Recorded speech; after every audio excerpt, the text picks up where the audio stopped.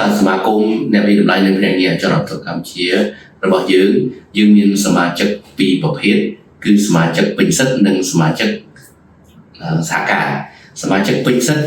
យើងទទួល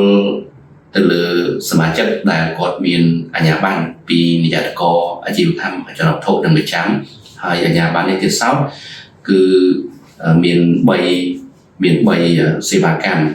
សេវាកម្មវិតម្លៃចលនវត្ថុសេវាកម្មភ្នាក់ងារចលនវត្ថុឬក៏សេវាកម្មគ្រប់គ្រងអចលនវត្ថុបាទនេះគឺជាសមាជិកពេញសិទ្ធិរបស់យើងហើយចំណែកឯសមាជិកសហការរបស់សមាគមគឺមិនតម្រូវឲ្យមានអាជ្ញាប័ណ្ណពីនាយកដ្ឋានទេបាទឲ្យតែគាត់អាចចូលរួមជួយទៅដល់សមាគមគឺយើងនឹងទទួលគាត់ធ្វើជាសមាជិកសហការបាទបច្ចុប្បន្ននេះសមាគមរបស់យើងមានសមាជិកប្រហែលជា100សមាជិកដែលជាក្រុមហ៊ុនសមាជិកពេញសិទ្ធិ